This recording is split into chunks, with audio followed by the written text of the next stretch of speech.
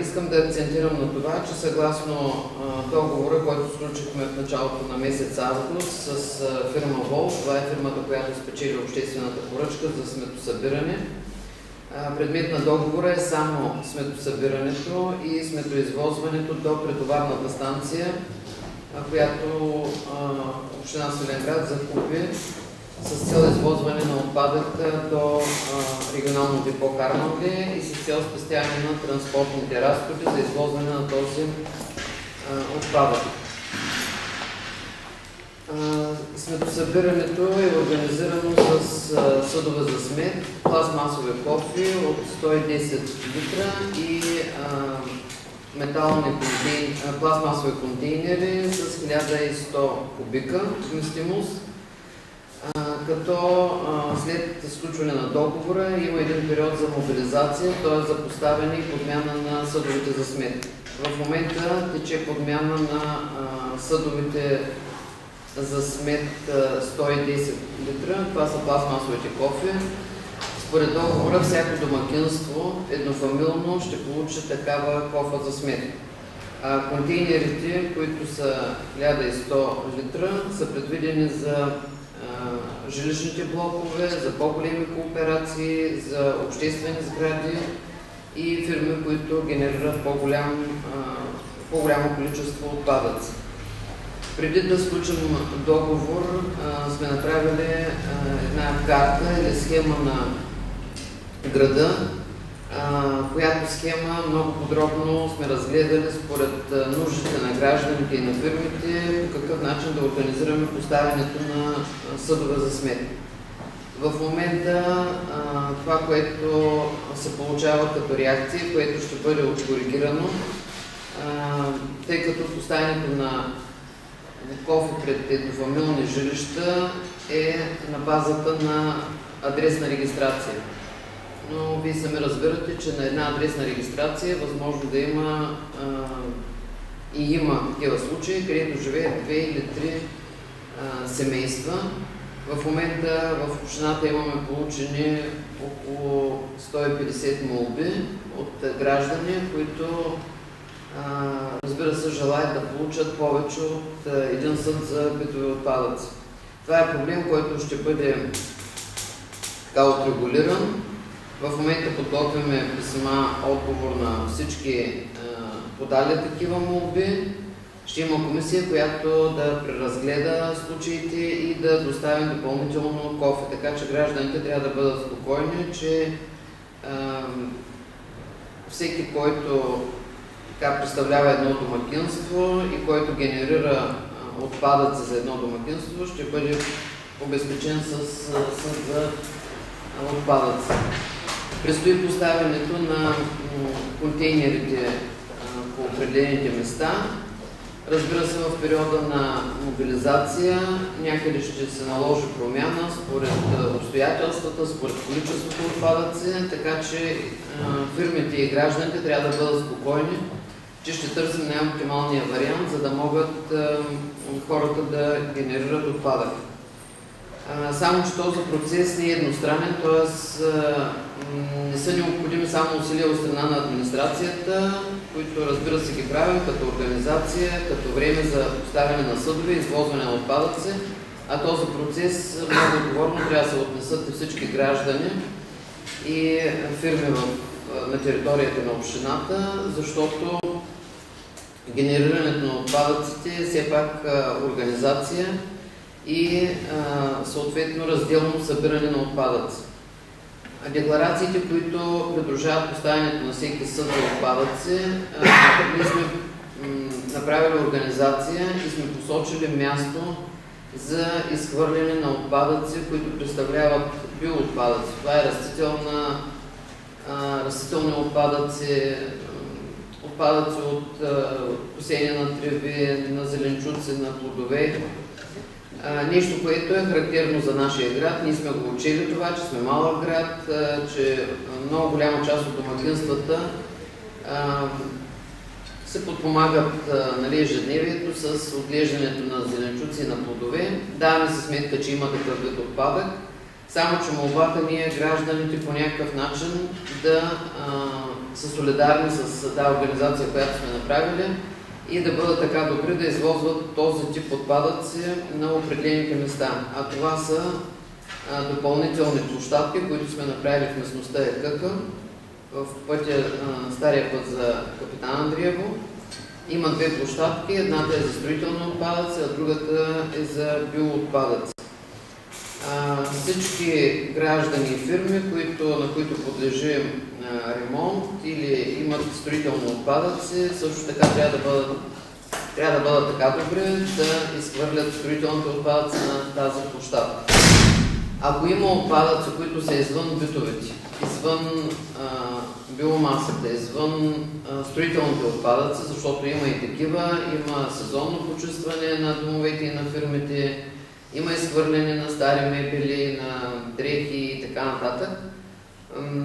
Затова общината, знаете, че всяка година организира пролетно и есенно почистване. Желателно е гражданите да се съобразят с това и ако имат за изхвърляне на такива и големи по обем отпадъци, да се включат в организирането на това почистване. Знаете, че в тези дни общината мобилизира доста фирми с транспортни средства и изхвърляме всичко, което е предоставено от гражданите. В останалото време сме направили организация, защото си даваме сметка, че само 2 пъти в годината не може да се изхвърля такъв тип отпадъци. Затова сме направили организации с общинско предприятие, с транспорта, на който разполагаме в общинско предприятие, и колите на общинско предприятие ще бъдат организирани така, че в деня, в който има график за почистване на определените улици от фирма Волф, след графика на фирма Волф ще минава колата на общинско предприятие и ще събира този допълнителен отпадък, който трябва да бъде поставен отстрани до съответните съдове за сметка. Натъкваме се на така не до там приятни неща, защото договора, който имаме с фирма Волф и средствата, които изплащаме, са на брой извозени съдове. Като разбира се, тези съдове трябва да бъдат наистина оптимално използвани. Не е редно да има отпадъци извън съдовете, съдовете са празни и след като фирмата се е свършила работата и е извозила съдовете, ние плащаме, сами разбирате, за недостатъчно количество, а в същото време даваме ресурс за извозване на допълнителни отпадъци. Не знаем каква е причината да се случва, но в момента го има този момент.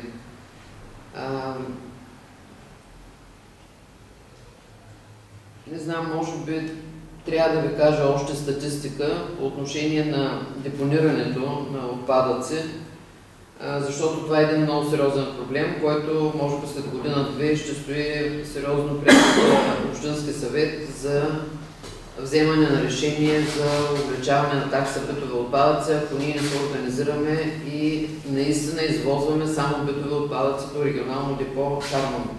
Знаете, че извозването не е наше желание, това е организирано по този начин от държавата. Ние сме длъжни да извозваме битовия отпадък. За депонирането на този отпадък в регионално депо Харманли плащаме на този етап по 17 лева и 50 стотинки на тон изхвърлен отпадък.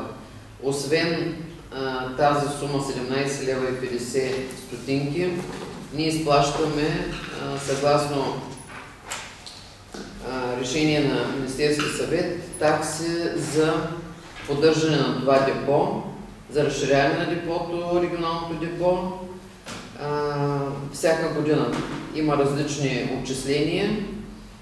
Тази година ние плащаме допълнително 15 лева на тон изхвърлен отпадък, съгласно член 64 и съгласно член 60 от Закона за управление на отпадъците плащаме 1 лев и 91 стотинки за тон изхвърлен отпадък. Тези суми, в случая 16 лева 91 стотинка на тон отпадък, се акумулират в една специална сметка и могат да се ползват само по решение на сдружението, което е учредено от общините, които ползват регионалното депо в Харманли. За следващите години, 2015 2014 и 2015 година все още не е гласувана и не е определена тази такса, но се очаква тази такса да нараства от порядъка на 35 лева, 90 лева, поне такива бяха тенденциите. Една проста сметка показва, че ако по този начин растат тези такси, плюс таксата, която плащаме за депониране в Харманли, може да дойде момент, в който да плащаме от порядъка на 110-20 лева на тон депониран отпадък. Ако общината не се организираме всички заедно, администрация, фирмите, които са за почистване, граждани, фирми, и не намалим битовия отпадък, ние ще се наложи да плащаме от порядъка на 2 милиона лева за сметосъбиране, депониране и извозване, което е непосилна сума, ако не се увеличи такса битови отпадъци. Тоест, на всеки гражданин на общината трябва да му е ясно, че ако не спазва организацията на събиране на отпадъци, това му бърка в джоба, образно казано. И това, разбира се, ще се усети, нали, така директно, когато евентуално предприемем действия за увеличаване на такса битови отпадъци, което не ни се иска да се случва, но вече в много общини минават към този вариант. Има и други начини, разбира се, като сепариране на отпадъци, по който вариант, нали, мисля администрацията, значението на общините, които са членове на които депонират отпадъци в Харманли. Но все пак това са бъдещи действия. На този етап това, което трябва да се случи, пак казваме, много добра организация, много голяма отговорност от всички. Коя е идеята, защо минахме на варианта да ползваме съдове за смет на всяко домакинство? Защото преценяме, че когато едно семейство има собствен съд за отпадъци, той ще се отнася по-отговорно и по депонирането, и по разделното събиране, и по поддържането на този съд, и някакси по-отговорно ще подхожда към всички тези теми, които до тук коментирахме. По отношение на събирането на пепел и сгур, тъй като знаем, че доста от семействата ползват твърдо гориво за отопление, ще има в зимните месеци, а това са месеците от октомври до март, края на март включително, ще има метални контейнери на определени точки, където хората ще могат да се изхвърлят точно тези отпадъци от пепел и сгур, за да не се палят другите контейнери. Това също ни е така голяма молба към гражданите да се отнасят отговорно при изхвърлянето на този вид отпадък.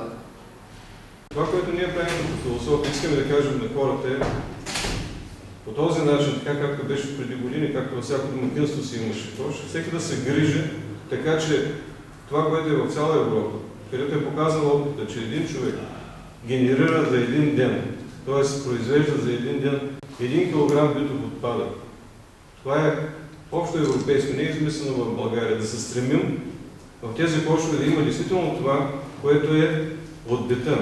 Питаш, кое е битовия отпадък? За мен битовия отпадък е това, което сутринта, като отива на работа, всяко домакинство слага в една пластмасова турбичка, където са, примерно, обелките от плодовете, където са остатъците от хляб, където са тоалетната хартия, която е използвана. Всички тези неща, които са от бита. А идеята е това, което е извън този битов отпадък. Т.е. когато имаш един кашон, примерно вино или от прахосмокачка, да го сгънеш, да го оставиш на място, в което в един определен период, натрупвайки се повече отпадъци от хартия, от пластмаса, от стъкло, да бъдат сложени така, както са привикнали хората в съдовете за разделно събиране. И когато мине тази фирма, с която имаме договор безвъзмездно да вземе този отпадък, той да не отива в депото в Харманли и за него да не плащаме излишни пари. Това означава, че домакинята, която помети листата в двора си, която, примерно, отреже остатъците от доматите, да ги събере в един найлонов голям плик и когато този плик се напълни, да го остави до вратата, за да може да иде в това депо на ЕКК, където се слагат зелените отпадъци. За да може тези, които се правят ремонти в къщите, примерно прехвърлят покриви или мажат къщи, това, което остава строителния отпадък, да бъдат така добри, съвсем близко ЕКК, безвъзмезно да идат да се го оставят там, за да може да бъде прибутано, за да може да бъде подравнено и да бъде чисто около града. Тогава този отпадък, който в момента влизаше в големите бобри, строителни отпадъци, отпадъци от дървета, от листа, всичко това нещо отиваше в Хармони. Няма смисъл, просто го разберете, че ако ние в момента не подходим отговорно към този целият процес, парите на никого няма да стигат да се плащаме такси за битови отпадъци. Това е най-страшното нещо, което ни очаква, ако ние сами като общество тук не се заемем да решим този въпрос. Да, за мен битов отпадък, тук има колеги цичери повече, е това, което хвърляме в коша под мивката. Това, което остава от храната или това, което остава от битъни. Но не е бутилката, която е била с минерална вода, да иде в този кош, да го напълни, да отнеме от него време, да казваме какво ще ни е пълен. Аз ще ви дам пример как е при мен. Имам един голям кашон в гаража, в който всяка сутрин това, което ми е останало като стъкло, като хартия и като пластмаса, го събирам там.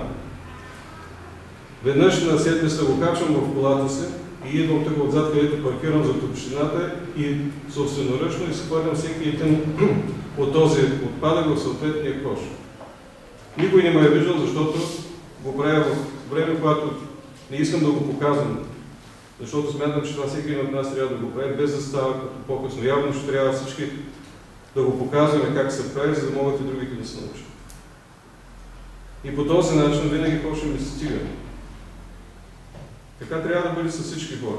И всяки понеделник сутринта в 6 часа фирма Волт минава през моята къща. Аз ставам в 6 часа, отварям вратата, за да могат работниците да изхвърлят коша, след което преди да дойда на работа в понеделник, измивам коша, дезинфекцирам го, оставям го да изсъхне и от понеделник на обед той е чист, отново може да се ползва. Така разбирам философията на събирането на битовите отпадъци, за да можем да плащаме по-малко такси и да не е чувство в града. Къде е тази култура в Легата? Как ще стане? Означава много малко. Ама много малко. Нито сложно, нито се изисква някакво специално. Означава драстично намаляне на разхода при фиксиране на возено до Хармони. Това искаме да направим, да. Значи да стигне да се тогава за кой е тази фирма. Значи аз като мога да дам 2 лева, за да се закарам с маркето в клуба до определеното място, няма да викам сега да дам 20. Защо?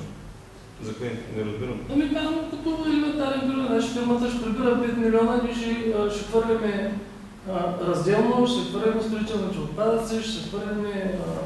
Знаеш ли колко е отпадъка в месец август, който е закаран на депото в Хармони?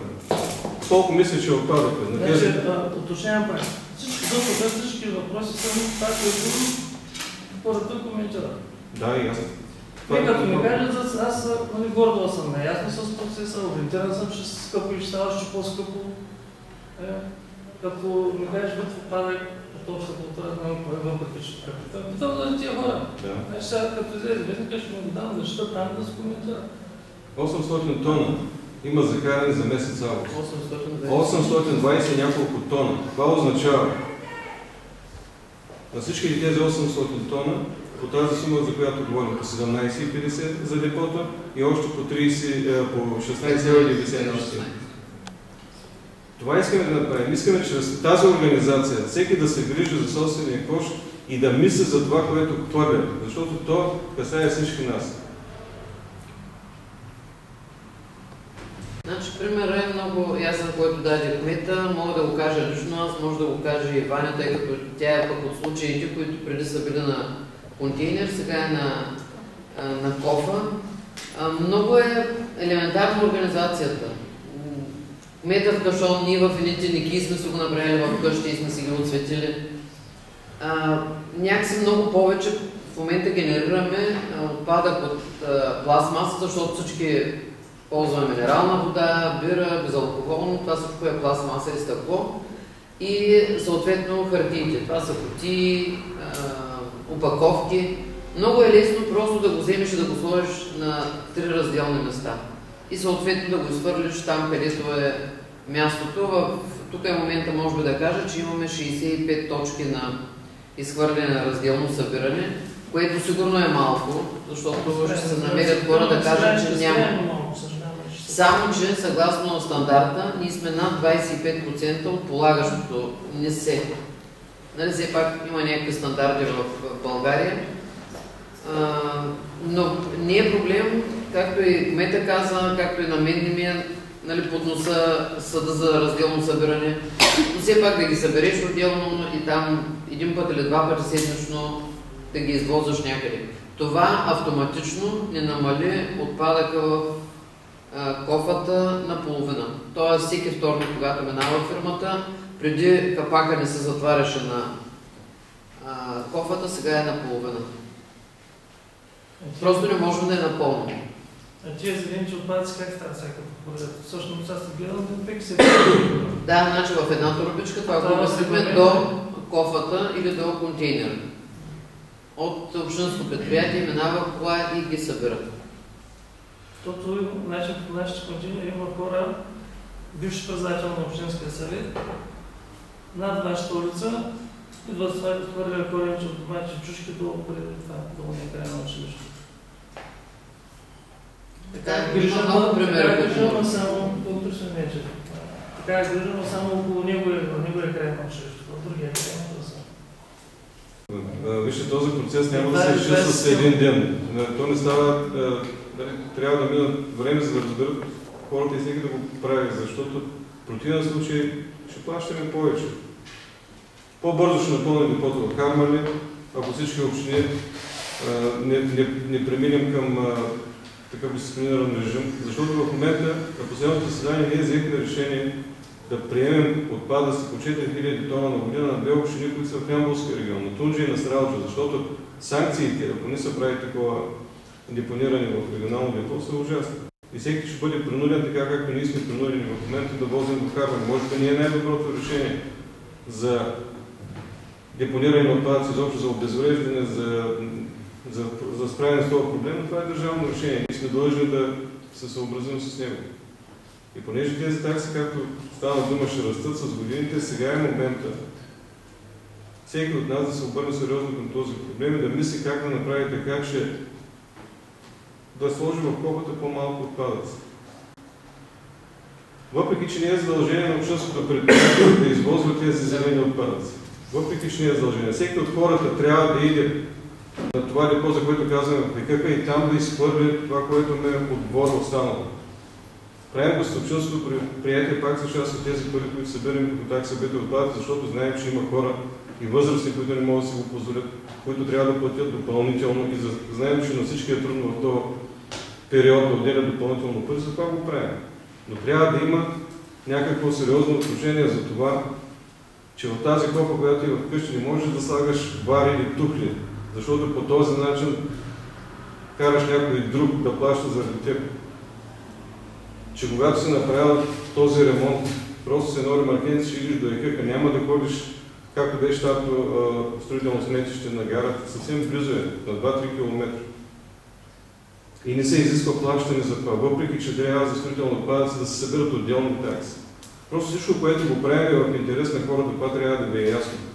Не го правим, за да икономисваме някакви пари, които да използваме за други цели, както в много общини, да могат тези пари, които плащат хората за такса битови отпадъци, да са достатъчни, защото в момента се очаква, че всички ще увеличат поне с 40% в следващата година такси битови отпадъци.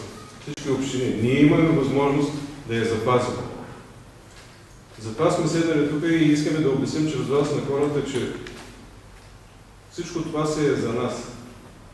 И ако ние не сме достатъчно отговорни към този процес, просто ще се наложи да плащаме повече.